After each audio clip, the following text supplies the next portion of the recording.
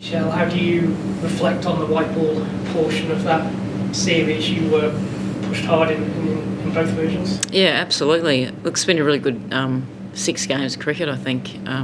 Certainly challenged us. I've been really proud of the way we've bounced back after sort of being one each into the sort of mini-series, I suppose. So I think we've bounced back really well, played some good cricket, but they've certainly challenged us and taking a win off us in both formats. So it's been good. It's been good for us to have to come up in those tight contests and play better than we have done in the previous game. So it's been good. I'm looking forward to an exciting test match.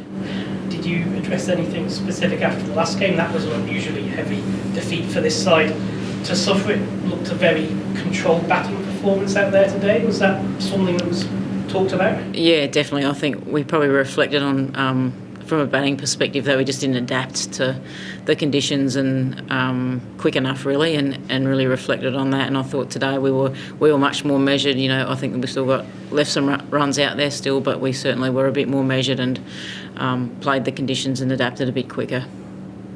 Shelley, how do you assess this South African side? Laura was just speaking about the fact that the team's had a lot of retirements recently over the past 12 months, but considering they've got quite a young and experienced squad, it seems like they're heading in the right direction this day.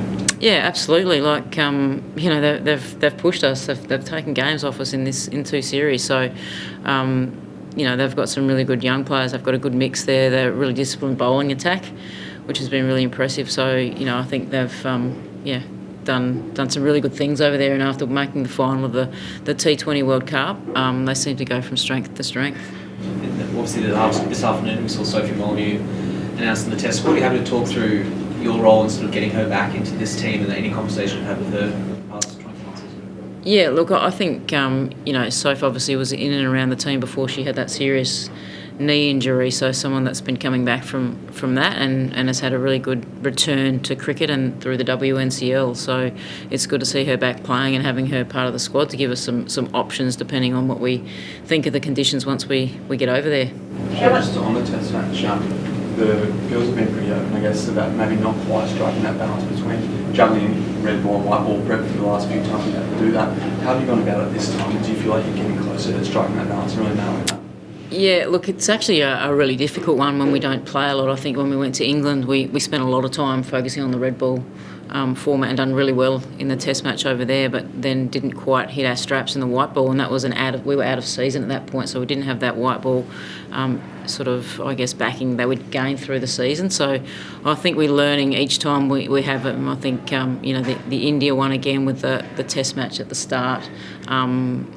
We focused heavily on the test match in our training leading up to that, but knowing that we'd also just come off a WBBL and a pretty heavy sort of phase of white ball cricket. So this one, I think we're probably just, we're going to get over to Perth and get the red balls out, get the conditions. I think every time we play a test, we're learning. So to be able to flick to another format is hopefully becoming more adaptable and easier to do, but I think it is still a challenge when you're going across 3 formats with pretty much the same squad. Is the best solution just playing multi-game sort of test series? Your words, not mine. Look, I think that I really like the multi-format. I think they work really well. They present some challenges in preparation, but that's part of it. Both teams are going through it, so I think it strikes a really good balance for what we need at the moment. Whilst we've still got white ball World Cups, which are a real focus for us. We didn't see a lot of Darcy in this series. Was that kind of down to just how well Kim and Meg were bowling together, or was it a bit of a sign to maybe she'll get a fair run out in the test coming up? Oh, look, I think there's an element of both. Kim and Megan have been fantastic with the ball, and as had Darce when she's had opportunities. So we know it's a long series, there's a test to go. So I think it was just a little bit of both, striking that balance and making sure that we were keeping everyone, I guess, refreshed, but also we need to win these games and put our best team out there. 4 spinners in that squad now. How difficult is that choice going to be when you get over to Perth? Because obviously JJ has played so much Test cricket and been pretty much uninterrupted in that team, but you've got a really good partnership here. You've got Sophie coming back in as well. Yeah, look, it presents us with some difficult selections, no doubt.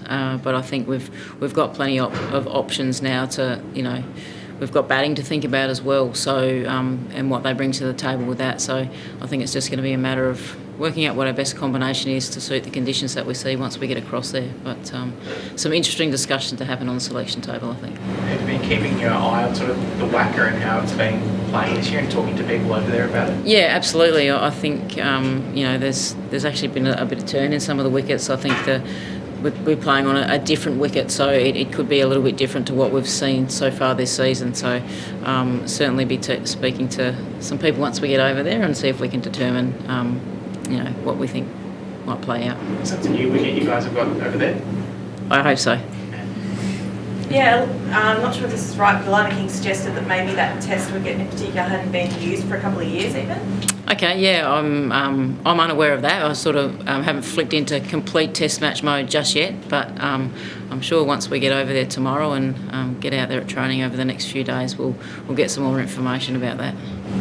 Shelley, considering what Jasper spoke about before and the growing number of series and T20 leagues out there, is there potential in the future for the Australian squad to maybe split up some players into white ball and red ball specialists? Something like Grace Harris, for example, T20s. Could that be more of an option in the future for some of these players? Yeah, look, I think that'll sort of be a natural evolution as the game continues to grow.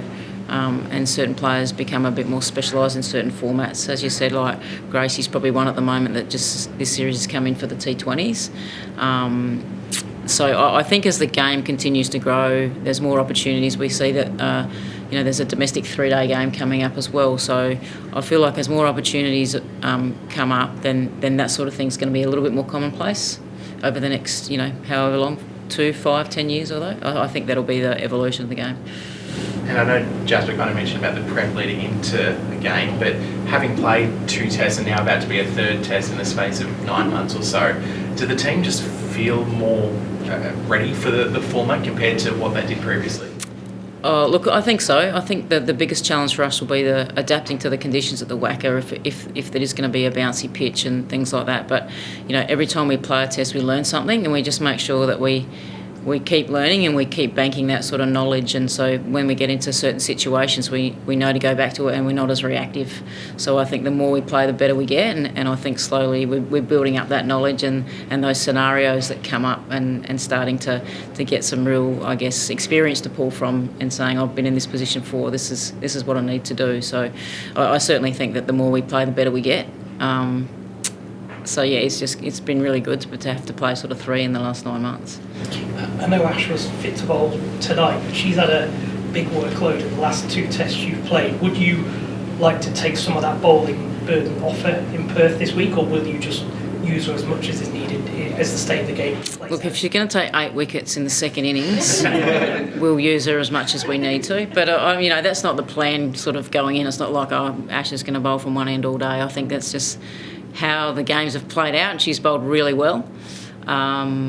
So yeah, I think it'll just be a matter of what's happening, what's in front of us, and what we need to do to take 20 wickets. Kingy has gone within inches of a couple of hat-tricks now first the Com games, and now do you think it's just going to evade her, or do you reckon it's just around the corner?